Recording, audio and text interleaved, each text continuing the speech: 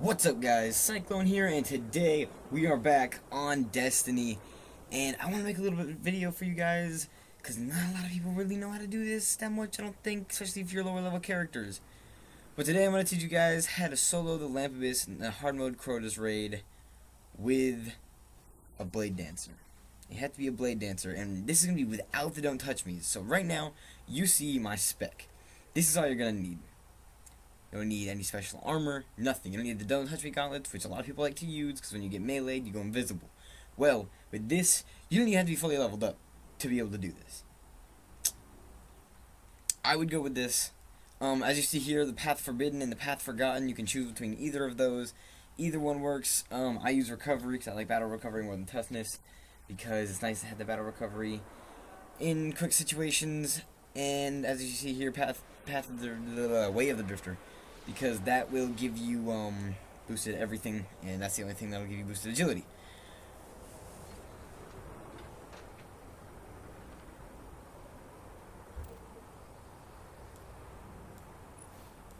Next, you're going to want a gun with a lightweight on it, not agility. It'll give you +2 agility, which will be a lot nicer than just a normal gun for the for that, because it will give you a lot more speed to run at, and you'll be a lot better off trying to run through this abyss. Now you see here, we're starting, and I walk as close to the edge I can, I crouch, and that kicks in, I go invisible. Now to these first couple lamps, I like to slide to them, because it'll get you there without getting extra weight of darkness. You can just run through, melee a thrall, and get to the next one. And this one, you're going to want to just run through, because there's too many thrall around to risk trying to go invisible, because if you go invisible and there's too many thrall around, they'll all hit you and you'll die, even if you're invisible.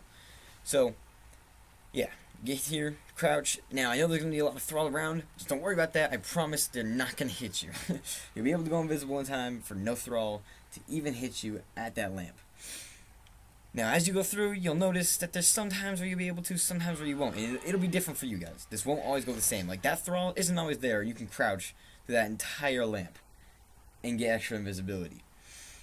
This one, I always usually run by. I like to do that little swerve move so I can get as much weight of darkness off as I can on that lamp. Now, as you'll see as we go through this, you will not go above 9 weight of darkness as we're going through it until we're at the end. This part I crouched. That was kind of a close call, but it wasn't that bad, because you still can get out of that. There's no way you couldn't get out of that.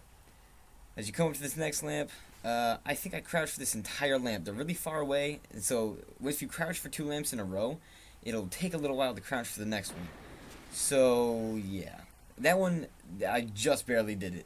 But as you can see, I had Blink Strike up, so if I needed to, I could still Blink Strike a Thrall and get through. It wasn't a big deal. Over to this next lamp, there's no Thrall around, should have enough time to crouch and get to the next lamp like it's nothing. Certain lamps have knights in front of them, and I promise for this, the knights are not very aggressive. Like, they will almost always just sit there and not touch you. This time I could have crouched, but the thrall was definitely going to hit me, so I just decided to run, because better safe than sorry, and Blink Strike will always be up soon after. Anyways, as you see here, my friend joined me, and I don't know why he joined, but he just decided that he was going to join my game to try and, I don't know, maybe get free gear. And he just joined. But run over to the next lamp. So I'll get pretty close this time. I don't think I have enough time to crouch for the whole thing, but I might. No, I don't. As you can see here, he comes up and hits me, and I had to melee him, because there's just too many around. You don't want to be super risky with that. If a thrall comes up and hits you and you're still not invisible from the crouch, you need to melee them. Unless you don't have it up, then you need to run or something. That's what the agility gun's for, just in case. So you can run away and be all good. Now this next one, you see there's a knight and a thrall here. This is how bad the AI is sometimes. They won't even touch you. They won't even touch you. You sit there, they're all focused on like that lamp, and the thrall usually all run in packs. So you won't have to worry about one thrall at a time, usually. Sometimes that thrall is going to try to hit you. That dude left now, so he's not in here anymore. We get to this next lamp. This is going to be the longest weight of darkness lamp ever, and as you can see, I only got to 8. Now this one I do leave pretty fast from this lamp. I only have Weighted Darkness 3 by the time I'm running. I usually like to have it around 2 or 1 or 0 if I can. As you can see, more people joined me. This lamp I like to crouch at because the thrall always are really far away. So you're going to have enough time to crouch at this lamp.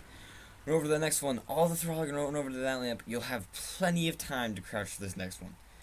You have plenty of time. So as you can see, I crouch. That thrall doesn't even touch me because they all focus on the lamp till it explodes. He runs that way. I don't know why the fuck he runs that way. He's like, well, nah, I'm just going to go over here.